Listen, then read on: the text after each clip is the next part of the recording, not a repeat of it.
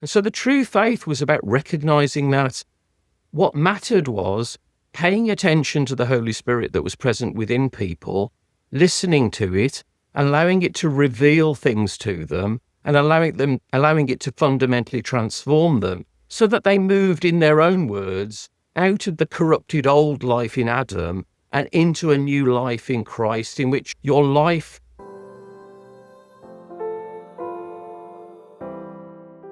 Hello and welcome to HolisticCircle podcast, Spiritual Conversation. My name is Philipp Kobald.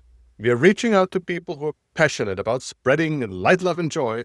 And I'm very happy to have you today with me, Stuart Masters. Hello, welcome, Stuart. Hello, Phil. Good to be here. I'm looking forward for this one, and I didn't know it before I knew it. And it's the fun thing about as much as far and wide you travel in the world, there's always corners left where you just don't know much of anything. And that's what I love about life. And I just must say, to my shame, I just recently really deep dived into the Quakers as a group. And since then, I'm getting more and more excited to learn more and know more. So I reached out. Thank you so much for enlightening me and our audience at the same time. You're very welcome. So please give us just a quick background about you as a person. Why you know what you know, then we'll take it from there and giving our audience just a bit historic overview. And just for information, we're trying today to learn about the Quakers, especially from their beginnings, how it all came to be. So it's a bit of a history, it's a bit of religion and spirituality. So it's an exciting mix and perfect for the Christmas time. Make your tea ready, lean back and enjoy with me, Stuart. Thank you. Yes, so my name's Stuart Masters. I'm located in Bournville in Birmingham in the United Kingdom. And for probably about 18 years now, I've worked for Woodbrook, which is an international Quaker research and learning centre, which was originally based in Birmingham, but now is essentially a virtual organisation offering all sorts of learning opportunities. And so my focus over those sort of 18 years as a researcher, writer and teacher has been the Quaker tradition generally, but with a particular focus on understanding the faith and practice of those first friends in the 17th century.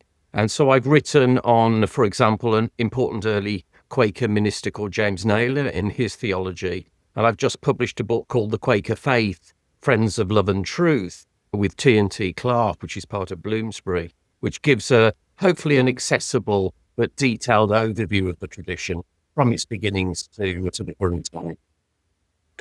We will make sure to put the links down there at the podcast. So it's already, Christmas shopping list is getting wider. Good. I've also got a website which has loads of free resources on there that anyone could look at for more information.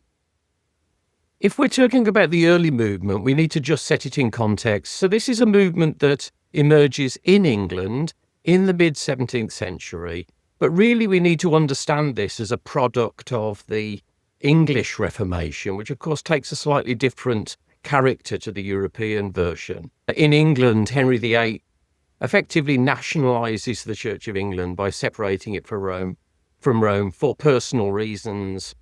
And so it's not necessarily, that separation is not necessarily motivated primarily by a critique of Christianity, Catholicism, which of course is the motivating force behind the mainstream reformers in Europe, such as Luther and Calvin. But inevitably, once you've separated the English Church from Rome, there is a desire amongst people within England for further reform. And so there's a group that develops called the Puritans, and what they're about is trying to move the Church of England further away from Catholicism. The Church of England has tried to hold a moderate line between Catholic and Protestant. And the Puritans are really about more radical reform based on Calvinism and purifying the English Church of its Catholic elements. So that's where that word comes from, Puritan. The church authorities resist that quite strongly because obviously the church and the state are bound quite closely together in Christendom.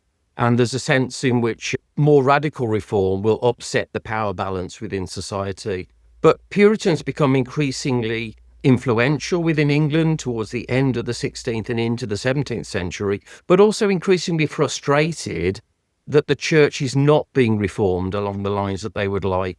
And in desperation, they begin to separate themselves from the Church of England. And you get the formation of groups that we all know today, the Baptists, the Presbyterians, the Congregationalists, and so on. And they are groups that are Puritans who've broken away from the Church of England.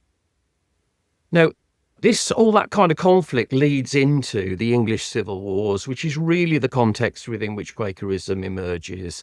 So by the 1640s, really a tension both religiously and politically between the old order of Christendom, of feudalism, of a king that's absolutely in control, and an emerging capitalism and emerging forms of democracy, the desire for more religious reform. We get the English Civil Wars, so a really brutal kind of period of conflict and turmoil. And Quakers emerge as that war is being resolved, in a sense. So the parliamentary side win against the royalist side. Charles I, the king at the time, is executed. And then we have about 10 years of the English Commonwealth with Oliver Cromwell as the head of state rather than a king. And it's in that particular milieu that early Quakers emerge. And Quakers are very much on the radical end of the sorts of reforming that's going on at the time.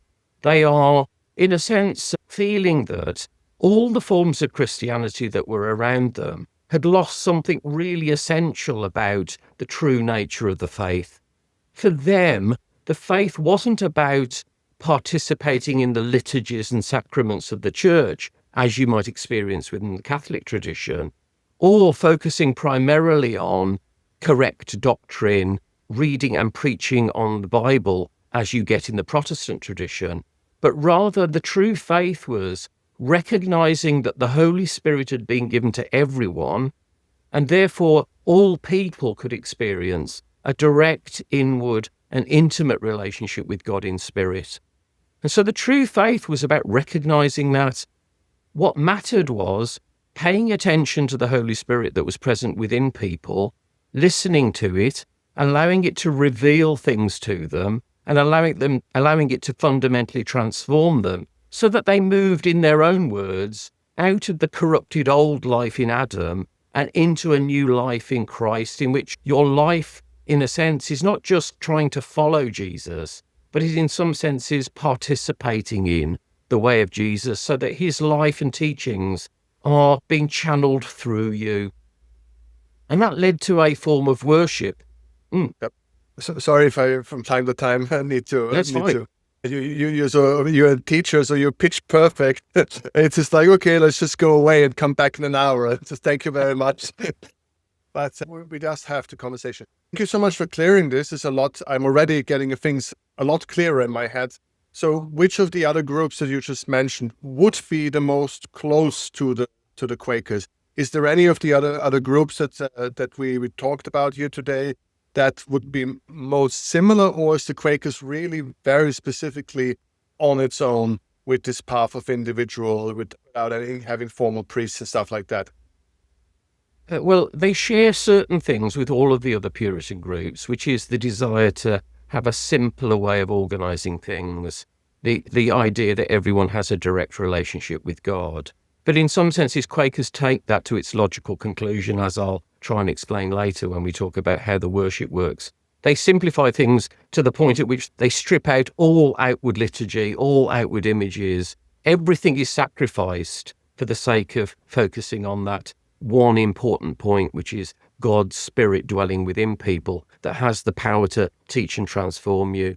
If they're going to be connected to any group, I would identify the Anabaptist tradition, which emerged out of the radical wing of the European Reformation. There are spiritualist groups and Anabaptist groups in Europe in the 16th century who get quite close to the similar kind of orientation of Quakers. And of course, it's not coincidental that the Anabaptist tradition is the other historic peace church tradition. So we know that today in groups like the Mennonites in particular, and the Church of the Brethren. And so it's those groups really that have the closest association. In England, it's possibly some of the Baptists who are the most radical alternative groups that Quakers have some connection with. But they're arguing with the Baptists as well as they're arguing with lots of other groups because they differ with them on a number of important points. And outside of the Christian faith, the Baha'i come to mind, right? Yeah. I mean, as we'll see later, across time and particularly today, there is a liberal form of Quakerism which is pluralist and will be exploring inspiration from all sorts of sources, including the Baha'i. Obviously, in the 17th century, there's limited contact with other traditions, although Quakers do have interactions both with the Jewish community in Amsterdam around this time and with members of the Islamic faith as well in travelling around the world. And so they do have some interactions with other faiths, although it will inevitably be limited in the 17th century.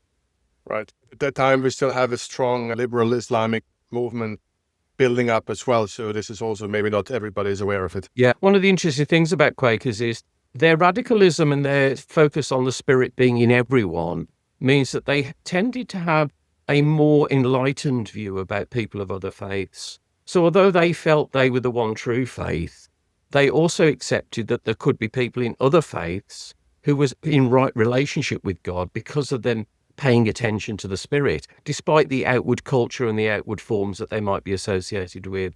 And for example, they get on quite well with the Islamic groups that they connect with in northern Africa at the time, even though it's part of piracy and slavery and various other things that are going on.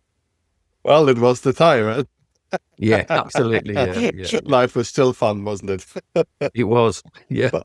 But we decided to the audience, we want to stay in this ancient English time because this is when things started so we have to be, even to myself, be a little bit tough to not jump back and forward. Thank you for pointing it out because we want to stay at the beginning when it emerged. You gave us a wonderful carpet. I think people really understood beautifully the time and the complexity.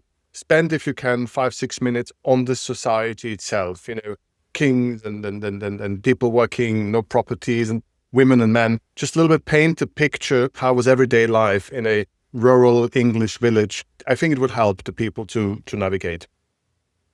Yeah, obviously we're in what we might call the early modern period. And so people are living with one foot in the medieval kind of feudal lifestyle and one foot in an emerging, increasing urbanization, increasing trade, the development of capitalism. And of course, at this time in England, the British Empire beginning to develop, and so colonialism, particularly in the American colonies and in the Caribbean. If you're an ordinary person living at this time, you're experiencing a period of huge turmoil.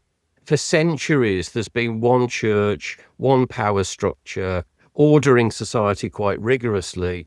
This is completely breaking down and crumbling at this point in time. There's civil war going on. Everything's thrown up in the air, and life is simple. Life is largely agricultural still, but life is very unstable at this time. Now, that both creates great suffering and anxiety, but it also creates the conditions in which new things can happen. And so, in a sense, the very turmoil of that early period is what creates the possibility of something radical like the Quaker movement to emerge. And of course, this is where you lose me. This is where you lose me because I'm really trying. We are still not there where books are widely available. People who work on the field do not necessarily read books or have a lot of access to it. And of course, no television or radio for the younger audience, not even smartphones. There is quite high levels of literacy, which is as a result of the Puritans that we've been talking about before. They gave absolute authority to the Bible and therefore encouraged people to be able to read. And there is a relatively high level of literacy, although, obviously if you're a very poor farm labourer living in a rural area, you might well not be able to read. Quakers tend to come out of what we might call the middling sorts. They are small-scale traders and farmers and so on. And printing is hugely productive at this time. So there's lots of radical ideas being printed quite quickly and circulating around. During the Civil War, all of the sort of censorship that controlled things previously broke down, And this is when lots of radical political and religious ideas began to circulate, and printing of radical tracts and so on was a major part of that. And Quakers become very significant players in the development of printing large numbers of tracts and other pamphlets, explaining their ideas, disputing with others, and giving spiritual counsel to people. So we have the first thing, it's the time, the turmoil, the breaking of the system that gave us opportunity. And the second thing is new technology, printing, becoming first time widely available. And as you said, Quakers early adapters, so basically disruptors and finding this new way to spread information never before. So please help me for a moment to understand. I'm a local tradesman. I have some education and I'm standing here. I'm coming from there. I'm going here. What would be my motivation to join the Quaker movement? What would it be? Would I look for self-empowerment? Would I want to be more of a person compared to just a subject? Is it the confusion I carry me with Protestants, with Catholicism, this and that? I don't know where I am. Because it sounds radically new. It sounds even a bit crazy. If I would have tried to imagine being this person, doing my everyday labor and being who I am, and then having such a crazy thought that I don't need a priest, I don't need anyone above me. It sounds really, really, it sounds revolutionary. So what would drive a regular bloke in a British village doing his stuff to be so radical? What would be his motivation? What will you see? Well, first of all, one thing we haven't mentioned is that what's going on in the early Quaker movement is strongly charismatic and prophetic. There's a very embodied response to this inward experience of the Spirit, and it's creating people who are fearless, empowered, very assertive, quite inspirational. And this is men and women. And so I think one of the things that would motivate the population is a message that says, you have God within you. That is there in spirit. If you turn inward and pay attention to it, it will completely transform your life.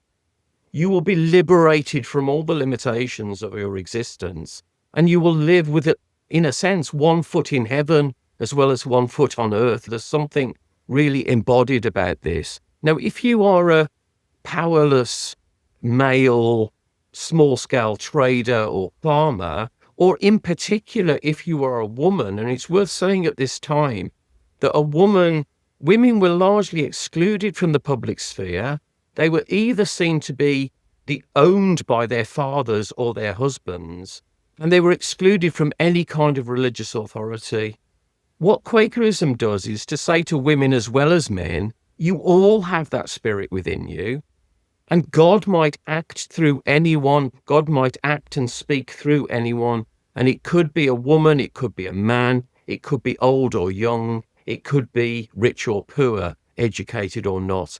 And so you suddenly get this possibility of real power and spiritual agency that didn't exist before.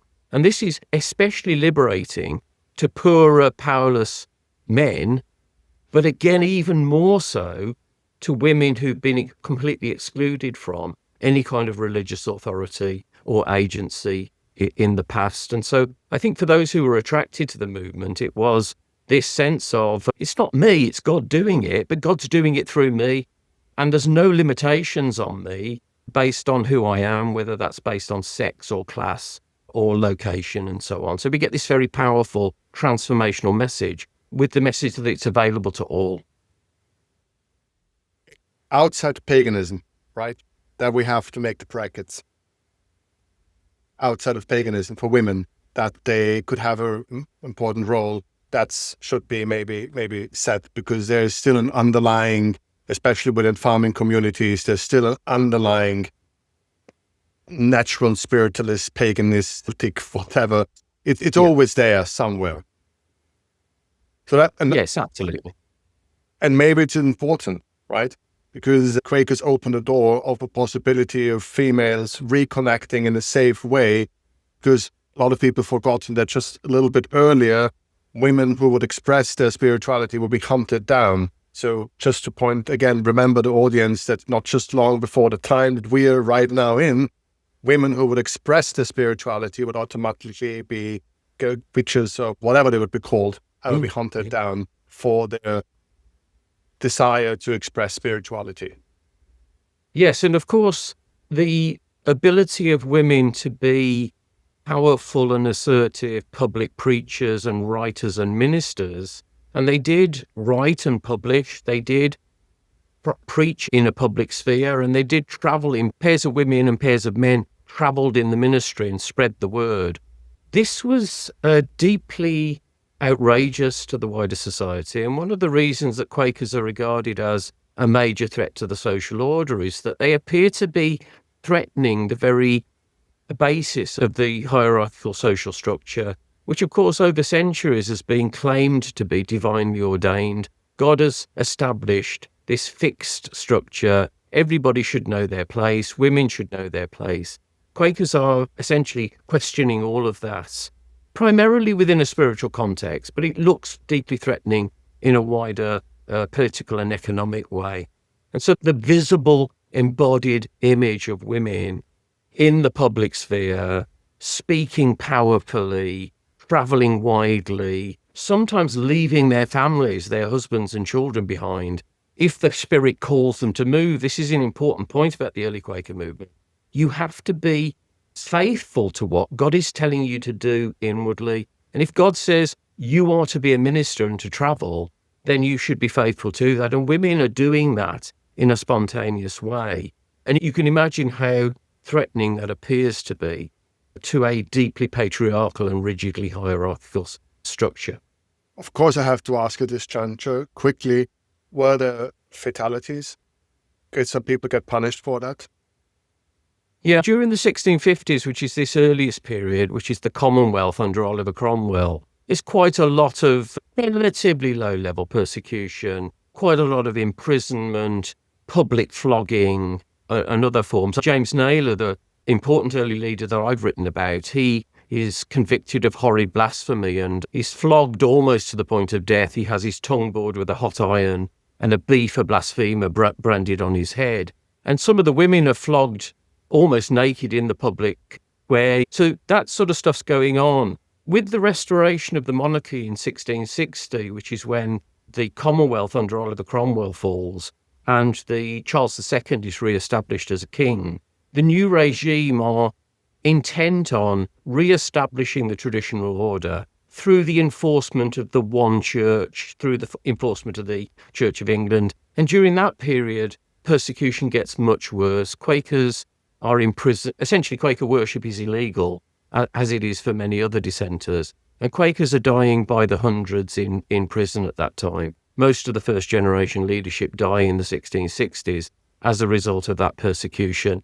There's a small number of executions, but those take place in the Puritan colony of Massachusetts in the American colonies. There's a backstory to this. There's mainstream Puritans, which are the people running Massachusetts, and there's radical Puritans who are often in conflict with them. Quakers are very much coming out of that radical Puritanism, and so there's a family feud going on. And so the only time Quakers are executed is by Puritans of a different sort in the American colonies. But there's great suffering in those first 30 or 40 years, really, from the mid-17th century towards the end of the 17th century.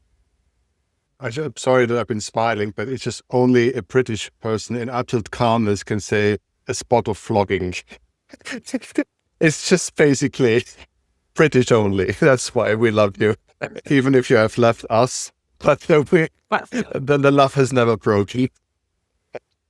All right, this was very strong and very important. So we also see the credibility of that faith, because faith born in blood usually has a whole different level of credibility, unfortunately. But most probably also one of the reasons why it prevailed was the enormous suffering it had to go through and adapt. But if we have time for a bit, can we spend now 10, 15 minutes on some of these early figures and their charismatic individual story? Maybe you can present one or two persons, their background, where they're coming from, how they got this light, how they found it. It would be lovely to get a feel of these early people because, as you explained, they were one of the key elements, except the turmoil, except the writing. It was these charismatic characters. And I think a lot of audience can relate to it, especially being in America, knowing these charismatic preachers and what they can achieve. Yeah, obviously, there's a few names we could focus on. The most obvious one is George Fox, who is often regarded as the founding figure. I think the story is a bit more complicated than that, but he lives long enough to be remembered as the founder in a way. But George Fox grew up in a small village in Leicestershire in the Midlands of England, in a Puritan kind of community. When he gets to his sort of early adulthood, he begins to travel, and he describes how he's dissatisfied with the religion that he's been brought up in, and he's in a seeking time. And so he spends most of the English Civil War period in the 1640s travelling around, probably following the parliamentary armies, and he's visiting different religious groups, and he's talking to them, and he's trying to work out which is the true faith and so on. And he effectively says, none of them satisfied me.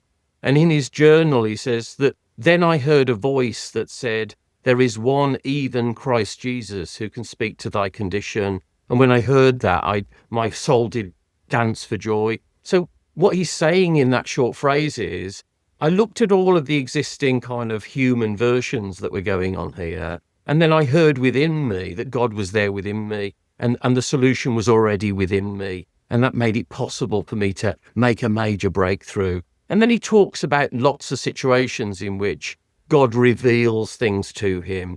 So this is emphasizing, again, this direct inward connection. It's important to say, though, early Quakers don't dispense with the Bible. They see it as absolutely essential. But the Bible is not just a dry book. It's something you live.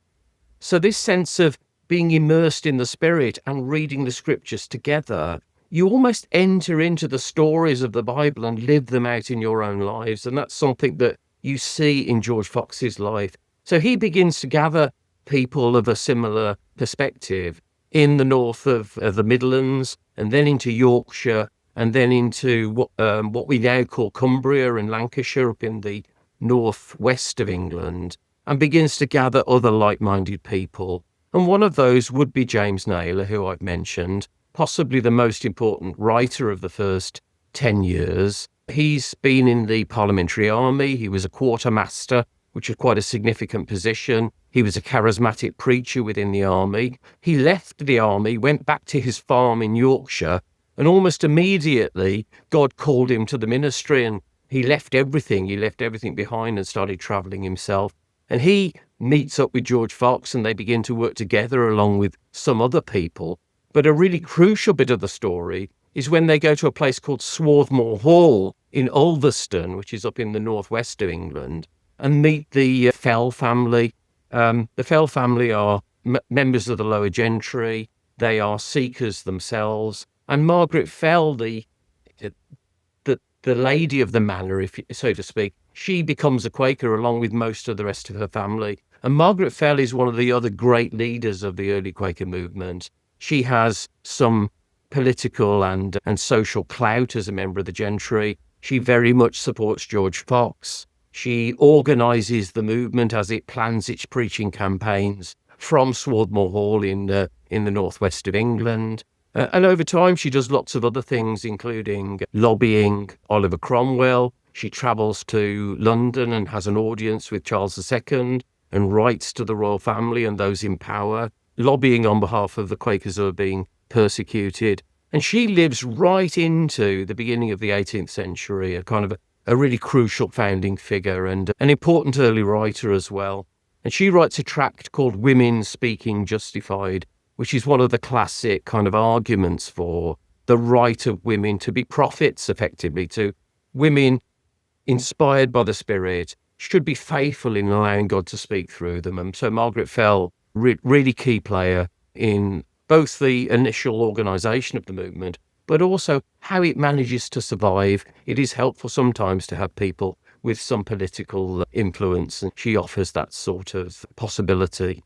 With James Naylor, he's perhaps one of the most radical early Quakers, and early Quakers in that charismatic sense, they often reenact dramatic public signs based on biblical characters. If you know about the dramatic actions of the Hebrew prophets, they could often be quite outrageous. And so Quakers are sometimes feel led to go naked as a sign, like Isaiah did, or sackcloth and ashes. And there's all sorts of physically embodied dramatic signs. But James Naylor reenacts Jesus' entry into Jerusalem, Bristol, in the autumn of 1656. It's that action that gets him arrested, brought before Parliament, even though Parliament wasn't a court of law, convicted of horrid blasphemy, and then terribly tortured and thrown into prison.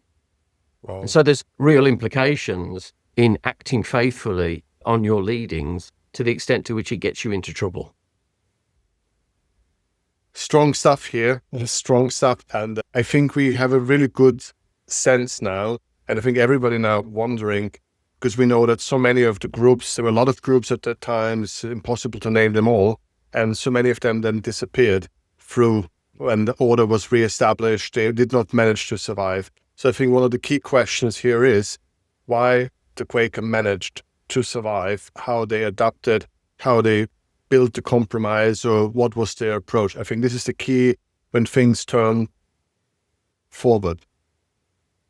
Yes. Firstly, they develop initially within the north of England in the period from about 1650 through to about 1654.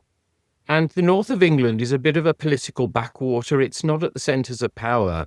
And it's often argued that these charismatic leaders managed to organise themselves and build up a movement in the north of England that by the time those in authority in London recognised them to be a threat, they were already so well organised and so substantial in number that it was impossible to crush them. So that's the first point, is that they managed to develop quite quickly and organise themselves into a very ordered and regulated kind of community based on this sort of vigorous preaching, but also very good order. They maintained that then through that really difficult period of persecution in the 1660s. They are robust enough, despite the suffering, despite the deaths of key leaders. They're big enough and robust enough to survive. And by this time, they're already travelling to other parts of the world. They get as far as the Ottoman Empire, Palestine, Barbados, and the North American colonies, all within a few years, really. And so Quaker communities are already being established elsewhere in the world before the end of the Commonwealth in the 1650s. Really what happens is that Quakers do two things. They organise themselves very robustly, and they are steadfast in putting up with the persecution that they're suffering. At the same time, they begin to change. They begin to become less charismatic, less publicly disruptive, and they begin to order themselves into a community that's very effective at managing their public image and lobbying those in power for toleration. And one linked issue to this is the way in which they make declarations to Charles II that says, we are a peaceable people, we are not a physical threat to you. What we want is the freedom to follow our religion freely, but we are a peaceable people. And maybe we'll come back to the basis of the peace testimony in a moment or two. Yes. So Quakers are very effective in lobbying, and all Trinitarian, non-Catholic dissenting groups get a degree of toleration in England in 1689, around the time when there's a revolution that goes on where James II is deposed and a Protestant monarchy is re-established. Is in that specific time we're talking right now, is also that women be a little bit brought less into publicity in public, so that this is more inwards, not to be that challenge that you talked about, to just like, let's not poke the authority more than necessary. Yeah, no, that's a very good point. So Quakers never lose the conviction that God may act through and speak through a woman as well as a man. However, they do begin to recognise that the very assertive public action of women is harmful for them in terms of arguing for toleration. And they have a very clever solution to this, what the Quaker community does is it creates separate meetings for women with their own area of responsibility so that women can be channeled into things that are more appropriate for women, but genuinely have their own authority in women-only spaces. So separate women's business meetings are being established by the 1670s and rolled out across the movement. And so that's a good example of how you find a careful balance between your religious convictions and what you need to do in surviving in the society you find yourself in, a hostile environment. And so women lose a degree of their radical charismatic freedom, but they retain their right to be ministers, their right to speak within worship, and also they gain an area of women's only activity. And they're doing things like they're looking after weddings, marriages within the Quaker community. They are doing charitable work. They're raising money to support travelling ministers. They're looking after those sorts of things. For me, this element is really interesting because this whole thing was pushed on the podcast. I never was seeking it, but it's just basically trickled down on me, and women become a very interesting element of the podcast. Although I'm a male podcaster, so why on earth I'm talking about feminism, God knows. But there it is. And I think it's so fascinating that we have this element where society is stuck and, there's order and this and that. And then when things a little bit fall apart, immediately women come and try to claim their spirituality and claim space and speak up. And as soon as society reconnects, the women will be brought back, but they never can be brought back fully. So they gained a little bit and then hanging on to it. And this moment of opening and closing and opening and closing, this is becoming a rather interesting part of this podcast, especially through the lens of spirituality.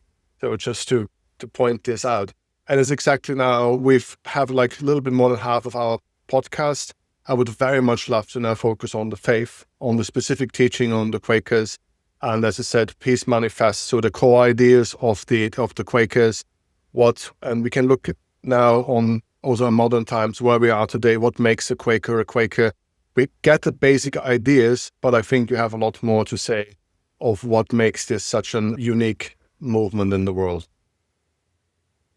First of all, this can sound rather individualistic, can't it? And in some senses it was, because it empowered individuals to know that God was in them. But one of the obvious things that goes on very quickly is that these people are bound together in a very cohesive community. And so there's a sense of being more than just scattered individuals. And one of the unique aspects of Quaker worship is that it is a communal experience. If you've ever heard about Quaker worship in its traditional form, it's about coming together as a community and sitting quietly and focusing inwardly, and so that the whole community are coming together to listen to where the Spirit of God is leading them. And if they feel a compulsion to do something, so for example, to speak within worship, anyone can do that. And I don't know of any other Christian group in particular. There may be other world faiths that do this, but Quakers are quite unique. The only other place where I think that happens is possibly within monastic communities. But corporate worship is about being together, waiting on the Lord, surrendering the human will so that the divine will can be known within you and to live through you. And this is where a lot of the practical life that flows from this comes from. Early friends are Christian. They have a very Christ-centered faith. But what they're doing is not really simply trying to follow the teachings of Jesus. What they feel is happening for them is that they are being caught up in and brought into the divine life that we see in human form in Jesus in the first century. And so if you are living in this new life in the Spirit, the way of Jesus will dwell within you and rule in you and live through you. And a lot of the key characteristics of the Quaker movement that live on today are rooted in that understanding. So, for example, Jesus teaches the need to be absolutely truthful. Don't swear oaths. Let your yea be yea and your nay be nay. So Quakers refuse to swear oaths, and that gets them into a lot of trouble because often they will be imprisoned just for refusing to swear an oath. They also, importantly and crucially here as a historic peace church, it's not just that they follow Jesus's teachings about turning the other cheek, about loving enemies, about not using physical violence. It's more than that.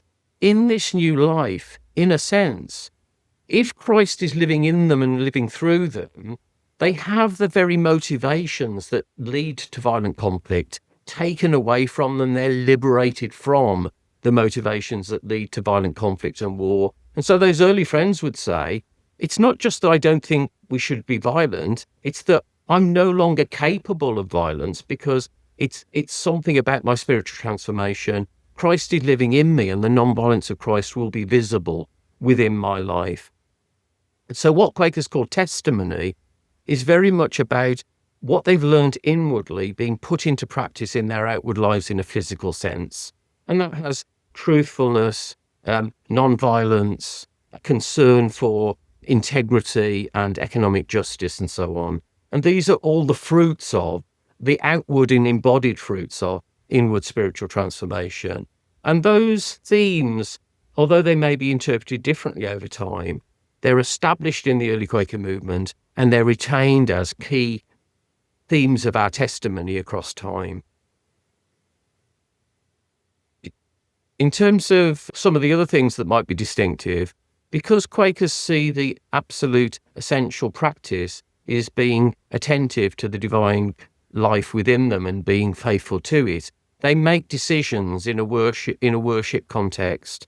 So rather than debating things, having a vote, coming to some decision, they're very much seeking to, in worship, see where the Spirit is guiding them so that it is the divine will that makes the decision rather than the human will.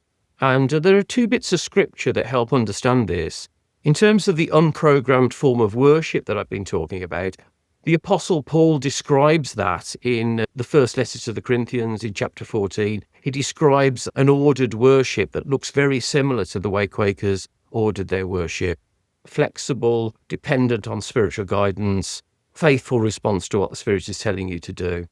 And then in terms of the decision-making, this very much follows the example of the Council of Jerusalem, which is described in to the Apostles, where the Apostles come together to decide on an issue of some controversy about whether Gentile converts should have to follow the Jewish law and so on. But they do it in a spirit-guided and discerning way, and Quakers have always followed that sort of practice. So those are two sort of key characteristics of Quaker worship and Quaker decision-making. And the importance of binding the inward life together with the outward embodied life. It can, on first description, it can sound rather inward and spiritual and invisible, but actually the inward and spiritual experience, if it's genuine and if you're faithful to it, will be revealed in a transformed life in an embodied way within the world.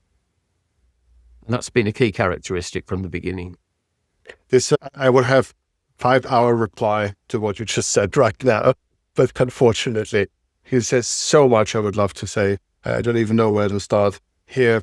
And first of all, imagine a world where 70% of the people in the country would be Quaker.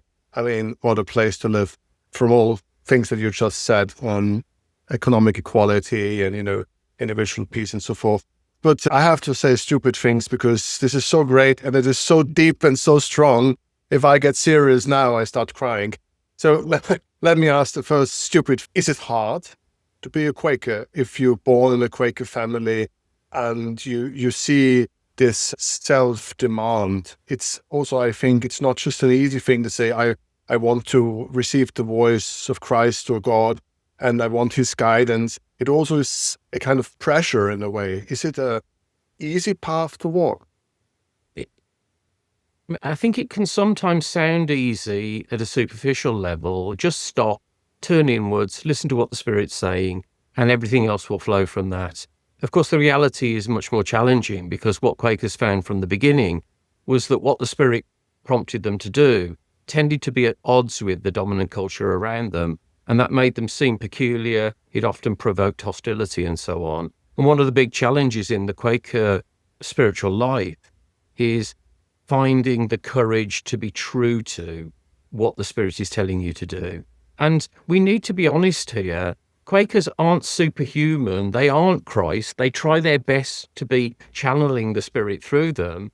But Quakers are as imperfect as anyone else. And it's important to say here, I think it's an important point here, you do the best you can based on what you feel you're led to do. So there's an apocryphal story where George Fox, an important Quaker I haven't mentioned, William Penn, he established Pennsylvania in the American colonies.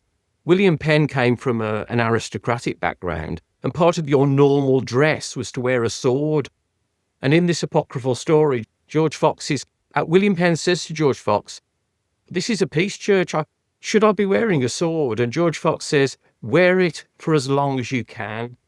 And what he means by that is, you should be true to what the Spirit's telling you to do. It's only authentic for you to stop wearing the sword when that's genuinely what you feel the compulsion to do.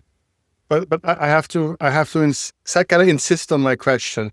Is it being born as a daughter or a son in a Quaker family with these examples of their parents? Is it how has it been dealt between generations? Is it like you choose if you want to follow, or is it guided towards? Is it because this is quite something? If you're ready to find this righteous path, it's beautiful and challenging as you described, but it's quite something compared to other faiths, which is more, you go there on Sunday, do a little bit of thingy, and then you're good to go, right? Can you give us a minute in a Quaker family? Yeah, obviously, for most of Quaker history, up until about the end of the 19th century, most people were born into the Quaker movement and kind of grew up with it, and it seeped into them as part of growing up, and they were used to worshipping in that way, and their lives were very much immersed in that community. And I think there's an issue here, isn't there? I think we're getting at, is this a legalistic religion that requires very strict rules and regulations, or is this a very free religion that is based on the free movement of the Spirit? There's a tension there. Some of Quaker history, the Quaker community became very, very corporately ordered. We are God's people. We need to protect our peculiarities. And in doing that, we need to make sure people behave in particular ways. And if they don't, they'll be disowned. That's very much what Quakers were like in the 18th century. If you came to a Quaker community in Britain today, in its liberal form, you will find a community that is much more permissive and flexible about these things. And there's much more of an emphasis on each individual finding their own pathway along the route. So these things have changed and developed over time. But I think one of the things to say is that the first generation were charismatic. Children who were born into that community are never quite the same as the pioneer generation. And so things calmed down quite a bit. And so I'm sure it was demanding to live the Quaker way. But there is this tension between you should do what you're authentically led to do, and a tension between the order and the discipline of the community. And I think Quakers have to find a balance between those two things. And sometimes they've gone much more towards order and control, and at other times they have been much more on the freedom of the Spirit and the freedom of the individual.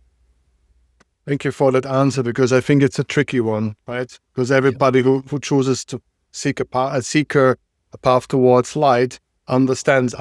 It's the same way with vegetarian, right?